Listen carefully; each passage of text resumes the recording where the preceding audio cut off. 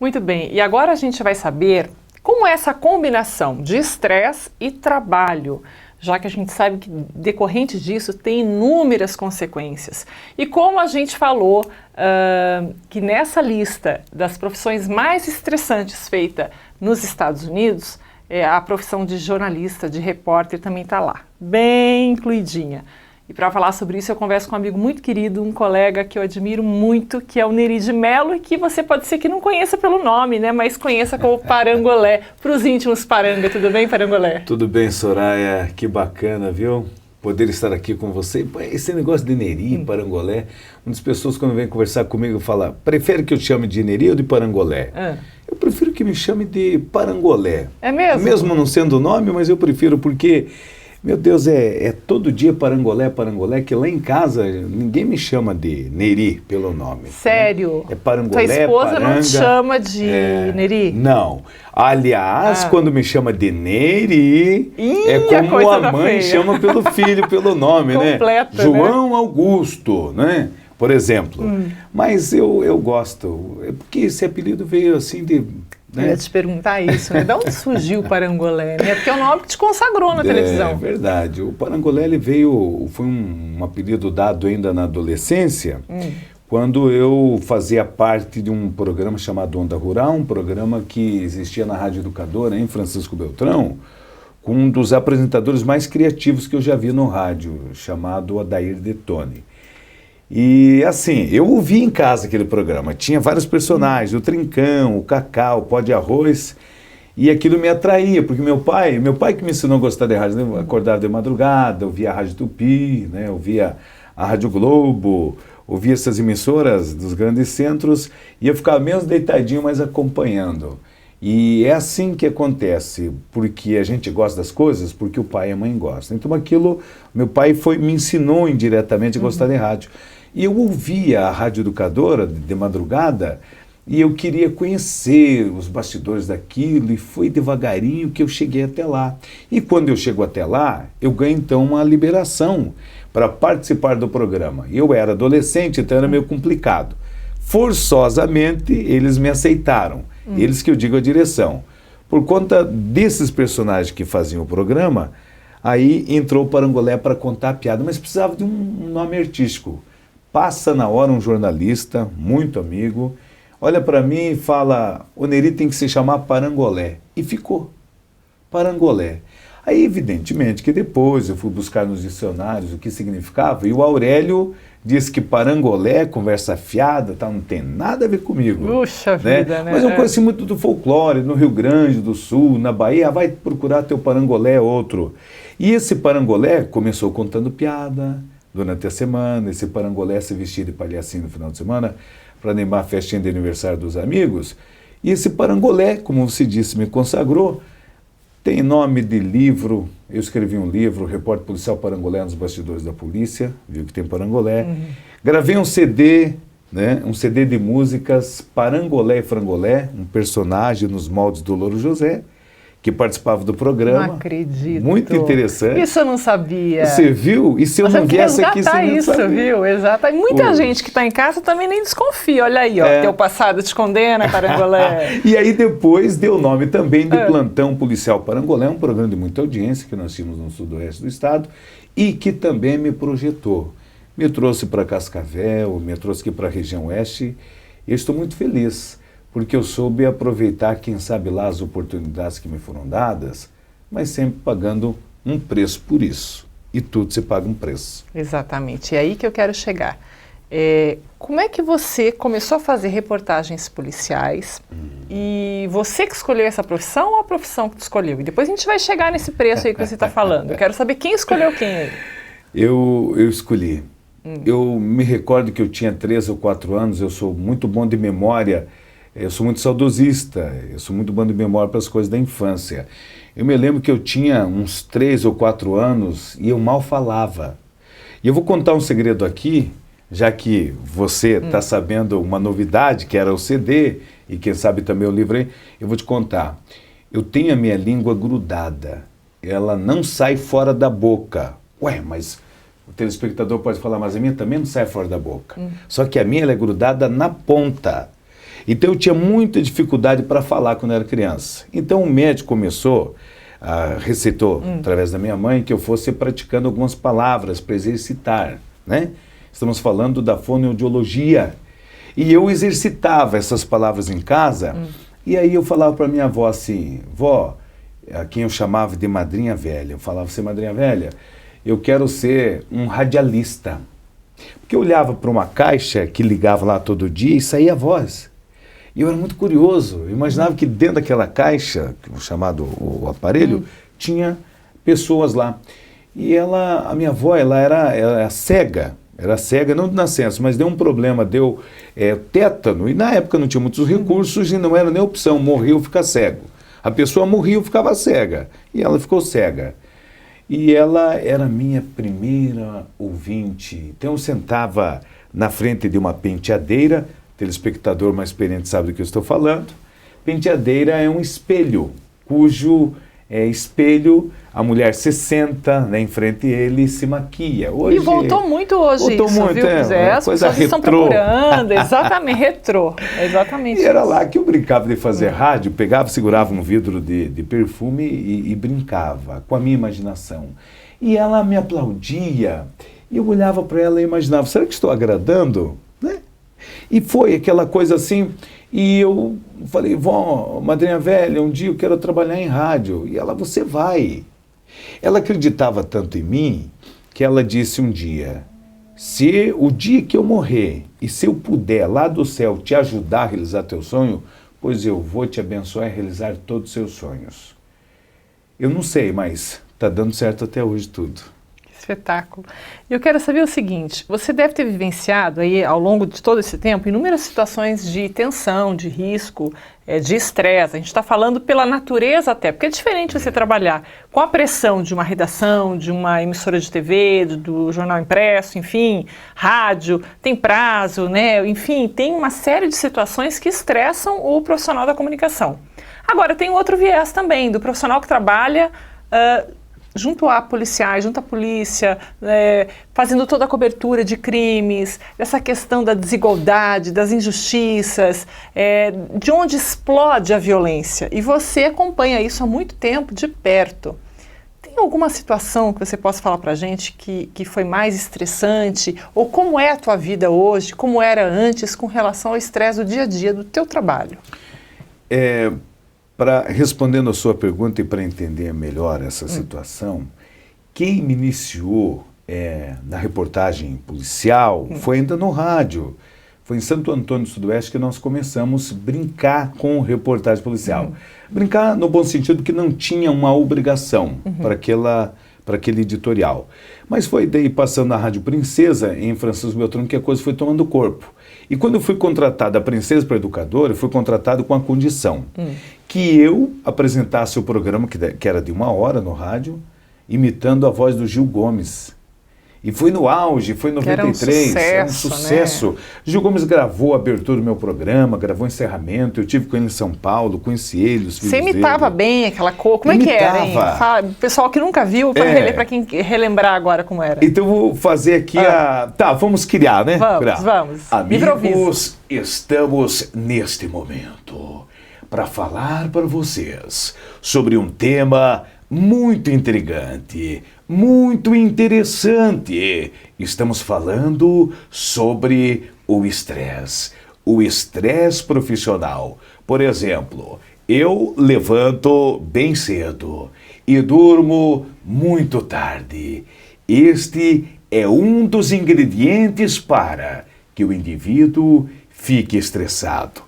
Na época eu perguntei para o Gil, por que você faz isso com a mão? É porque ele não tinha onde colocar a mão, então ele ficava brincando com ela. Né? Questão de espaço físico mesmo. Exatamente. Então eu fui para essa emissora de rádio, Soraya, e eu apresentava todas as manhãs o plantão policial Parangolé. 1 hora imitando o Gil Gomes. E aquilo foi tomando corpo, levei para minha casa o personagem, eu continuava fora do ar, falando normalmente, mas com o personagem com o Gil Gomes. Então, assim, eu fui para São Paulo, tive oportunidade, na época ele estava no Aqui Agora, em 93, todo mundo falava em Gil Gomes, Revista Verde fazendo matéria, isto é, e tal. E eu tive essa oportunidade. Mas eu tive um dia que me separar desse Gil Gomes. E levou muito tempo, eu tive que voltar para fonoaudióloga para fazer essa separação, porque fazia parte da minha história, né? Então, mas foi um dia assim, muito interessante, em que o Neri apresentava um programa à tarde, um programa sertanejo, e o Parangolé, um policial de manhã. E as pessoas, quem é esse Parangolé? Quem é esse Neri? Será que são duas pessoas? Aí a gente teve a infeliz ideia de dizer que eram duas pessoas. Meu Deus, olha a falsidade ideológica. Olha só, aí o Parangolé casou, saiu fora do ar. E o Neri, à tarde, também deixou de trabalhar. E aí, o que o Neri foi fazer na lua do mel do Parangolé? Então, acabou a brincadeira ali e tal. Foi muito interessante, né? Mas o que me marcou, assim, muito mesmo nessa passagem estressante, né, profissional, foi a minha estada em Foz do Iguaçu. Eu trabalhei muito em Foz do Iguaçu, uma terra calorosa nos dois sentidos, calorosa de forma humana, mas calorosa também por conta do clima. E lá, enquanto eu estava trabalhando com a TV Tarobá, eu fazia entre 15 e 16 assuntos por dia. Meu Deus. Produzidos. Eu participava de todos os programas, mas o foco principal era no programa que eu apresentava no final da tarde. Então, assim, eu ajudava todos os colegas da emissora, mas eu tinha que fazer também a minha parte. E eu não comia na hora certa, eu não dormia legal, o bom da costela eu não aproveitava, eu só comia o que era ruim, era a parte gorda. E aquilo foi desencadeando uma série de consequências, né? E aí foi que em maio, dia 22 de maio de 2010, eu não aguentei. E aí deu um infarto. Você teve um infarto? Teve um infarto. Puxa vida. Em consequência de todas as coisas erradas que eu estava fazendo, não me exercitava, entendeu? Tinha hábitos desaconselháveis para quem quer ter uma boa saúde. Por último, eu pensava em mim. E depois precisou acontecer isso para que eu pudesse reaver conceitos. Tirei, assim, com muita força, tirei o pé do acelerador. E graças aos novos hábitos saudáveis, diga-se de passagem, é que me trouxe aqui hoje para te dar essa entrevista. Que espetáculo, né? Que bom, né, Neri? Que bom. Mas essas situações de estresse, as pessoas passam um longo tempo da vida, às vezes não chegam a ter, graças a Deus, um infarto, um AVC ou uma série de problemas que isso tudo ocasiona, né? Desde físico, psicológico e social também, muita gente sofre de outra forma. Eu queria saber o seguinte de você, da tua área de jornalista, né, de repórter, que você ainda está no campo fazendo Sim. muitas matérias. O que é mais angustiante para você hoje? Tá? A pressão da pauta, da audiência, o furo jornalístico, às vezes a gente sente na obrigação, né, de ter aquele furo jornalístico no programa, naquele horário, enfim. Ou conviver com essa realidade de violência e de injustiça que permeia a tua profissão? Eu acho que vamos apresentar aqui, né, na imaginação, um liquidificador. E um pouquinho de tudo isso que você relatou é colocado dentro desse liquidificador. E eu quero acrescentar ainda dentro desse aparelho aí o relógio. Você que está nos acompanhando, você não faz ideia o quão é prejudicial para jornalista o relógio, seja de pulso, de parede, do celular. Você chega às 8 na redação e é uma contagem regressiva. É contra o tempo que nós trabalhamos. E você imagina você ter que fazer tudo isso em 1 hora, em 2 horas. Então, assim, o relógio é o que mais me estressa. Porque eu tenho uma rotina e ela não pode ser alterada, né? Eu trabalho na Rádio Colmeia, das 7h30 às 8h30. Então, das 8h30, eu tenho meia hora para chegar na sucursal da RIC TV, que fica aqui em Cascavel, e lá já buscar os assuntos que nós vamos tratar ao meio-dia, que vai ficar sob minha responsabilidade. De lá eu saio para fechar essas pautas. No entanto, das 9 que eu saio, até as 10h30 eu tenho que estar de volta com esse material. Você parou para pensar?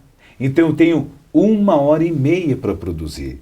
Das 10h30 até as 11, eu ajudo no corte, junto da edição. Olha, esse aqui vai, esse aqui não vai, esse aqui pá. A gente monta o esqueleto da coisa. E às 11 horas, 11h05, impreterivelmente, eu já estou na rodovia BR-467, me deslocando para Toledo, onde apresento o programa do meio-dia às 2, de segunda a sexta, 2 horas, ao vivo. Então, é ou não é de estressar qualquer ser humano? Né? Mas isso que você desacelerou, né? Isso que eu desacelerei. Mas eu sei lidar já com essas coisas aí, que se deu, se não deu, a vida continua. Nós não vamos mudar o sistema. Estas questões sociais também me enfurecem. Hoje, por exemplo, nós estivemos diante de uma situação de uma criança que precisa de uma cirurgia e o Estado, o município não se coçaram para providenciar aquilo que é de direito. Aí eu até mexi na ferida de alguns homens públicos dizendo: essa criança está nessa situação porque não é filha de um vereador, nem de um deputado estadual, federal, senador e tal. Mas olha, será que precisa ser filho de alguém que tenha poder de política, enfim, para poder ser atendido? A Constituição ela precisa ser cumprida. Então, assim, como jornalista, eu tenho que fazer a minha obrigação de ajustar as coisas em benefício das pessoas que não têm um canal de televisão, que não tem emissora de rádio, que não tem um megafone para protestar, para pedir socorro. Então, isso também é um ponto de estresse. Que eu grito daquela coisa, só que nem sempre o nosso grito é ouvido. E a gente acaba como ralo, né? Passando pela gente, filtrando, passando por ali, e dá no que dá, infelizmente, mas também é uma das questões que estressa. Mas, de modo geral, eu lido bem com tudo isso. Eu gosto de imitar Silvio Santos, Gil Gomes, o Mago do Bonfa. Esse teu lado de humor ajuda, acho que equipara um pouco as coisas, ajuda. Né? Uma vez um diretor da emissora falou: puxa, você me convenceu. Ele, como jornalista, então eu trabalhava numa emissora que era dos padres, Ordem dos Franciscanos Menores do Brasil. E ele é jornalista, hoje ele é bispo, o bispo João Bosco de Souza, está na região de União da Vitória. Um dia ele me chamou e falou assim: Parangolé, você me convenceu que é possível fazer um programa policial com humor. Entendeu? Ganhei meu dia, olha quem é que estava falando, né? Então, assim, nem tudo é desgraça no programa. Eu aproveito, vou lá, trago a Dercy Gonçalves para o contexto, para fazer um comentário e tal. Isso acaba dando uma quebrada de uma gelo. leveza para o programa. Uma leveza. Bom, agora o que você faz quando você não está na TV, quando você não está no rádio, na rádio, né? Como fala, na rádio, quando você não está no seu local de trabalho, o que você faz para compensar esses momentos de conflito interno, de estresse, enfim, de pressão? Tem alguma coisa que te ajude ou alguém que te ajude? Descobri. Teve um momento muito especial da minha vida e a vida da minha esposa, porque assim, metade da doença, metade do estresse da minha esposa e a outra metade é minha. Era para ser todo meu esse estresse, mas falou: dá um pouco aqui para mim. Isso quer ser parceira, não é verdade? Então a nossa alegria lá em casa, ela é em conjunto, essa alegria. O nosso sofrimento também. Então, no momento mais especial da nossa vida, surgiu na nossa vida, como uma válvula de escape, a Tininha. Quem é Tininha? É uma cachorrinha muito dócil que nós ganhamos, ela tinha 2 meses. Ela veio fazer parte da nossa vida. Então, eu chego em casa, pasmem, senhoras e senhores, mas vem cá você. Eu chego em casa, o reloginho dela sabe que aquela hora é a hora de eu chegar. Ela já ouve o elevador, ela vai na porta, ela está lá com o meu pé de chinelo, esperando. Não acredito, que amor! Esperando, é uma graça. Então você pode estar estressado, você pode estar fora da casinha, mas ali já começa. Tem a Tininha. Então assim, é uma das coisas que eu faço, brincar com a Tininha, né? Me divirto com as minhas filhas, a mais velha está estudando em São Leopoldo, mas a gente conversa por telefone. A mais nova também tem um pouco do Parangolé. E assim, então quando eu estou fora da televisão, eu brinco com a Tininha, eu vou lá escrever um pouquinho, estou escrevendo outras 2 obras ainda, estão em fase de acabamento.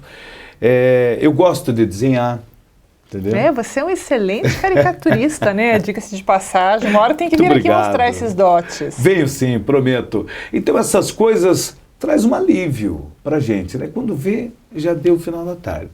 Mas eu descobri agora um outro hobby também, né? Que é fotografar a cidade. E eu não saio aí procurando pontos, não. É lá de onde eu moro, eu fui privilegiado com um nascer do sol e um poente assim maravilhoso, cuja tela nos proporciona coloridos diferentes. Se você tirar uma fotografia de onde eu moro às 6 da manhã e às 7, já é outro cenário. O ambiente, o quadro é o mesmo, mas é outro cenário. E essa coisa da natureza me atrai, essa coisa de Deus assim me atrai, né? Então, assim, é uma das coisas que eu estou agora buscando para me ocupar, para esquecer aquilo que eu vivo no rádio e também na televisão. E eu tenho me esforçado para deixar tudo lá quando chegar em casa, e quando eu chego lá, esqueço tudo que está lá em casa. Eu acho que nós precisamos fazer essa divisão, porque senão o cara começa a rasgar nota de 100, começa a pegar o sorvete e colocar na testa, e nenhuma das duas coisas é legal, porque o sorvete é gostoso, e a nota de 100 tem que preservar a natureza, afinal de contas tem uma garopa lá, né? É verdade. Perfeito. Ô, Parangolé, para finalizar, você não sabe como você falou, para quem tinha língua presa aí, olha. Brincadeira. Por isso que eu descobri que o papagaio é falante, né? Porque ele também tem língua presa. Pronto, já fez a comparação. Já fez. Se você não fosse apresentador, não fosse repórter, o que você seria? Militar. Mesmo? Mesmo. Você acha que militar não se estressa? Faz parte dessa lista que a pesquisa americana elencou, viu? Eu acho que eu nasci, então, para ser um estressado, sabe? Porque se você soubesse a origem do meu nome, eu acho que se eu falar aqui, você já vai entender por que eu gostaria de ser militar. Meu nome é em homenagem ao militar. Quem me batizou foi um militar, e quem iria me crismar era o comandante-geral da Polícia do Estado do Paraná, que é militar. Perfeito. E eu só não ingressei nas fileiras militares porque eu consegui associar duas coisas que eu gosto. O jornalismo com a editoria policial. Me tornei um repórter policial. Então, se eu não fosse quem eu sou hoje, eu seria um militar. Tá certo. Aliás, você está de frente com um soldado frustrado do Exército. É mesmo? Porque não me deixaram servir. Na época eu tinha 17 anos. Te dispensaram? Me dispensaram. O presidente da junta militar, lá era o proprietário da rádio, não me deixou. Mas aí, nem tudo está perdido. Eu sei a Ordem Unida inteirinha. Puxa vida, você é um cidadão, então, exemplar. Exemplar. Ser sua vontade, descansar, sentido, esquerda vou ver, direita vou ver, fora de forma, marcha. Que figura, Parangolé. Você sabe essa linguagem que eu estou falando também, sei, né, Soraya? Eu tenho militar em casa, eu sei. Eu quero agradecer muito. Fiquei sabendo de coisas que, embora a gente se conheça há algum tempo, eu não sabia. Puxa vida, é uma caixinha de surpresas. Essa do CD, eu quero ouvir isso daí. Você vai ouvir. Muito interessante. Didático, por sinal. Olha só, gente, quero agradecer mais uma vez, então, a sua presença. Eu quero desejar muita saúde para você, muito equilíbrio nessa profissão que a gente sabe que realmente, lá nos Estados Unidos, ainda eles elencam como uma das profissões que mais são estressantes e que menos são remuneradas. Olha só, tem mais essa ainda. Que não é o teu caso, evidentemente. Nem o seu, evidentemente, né?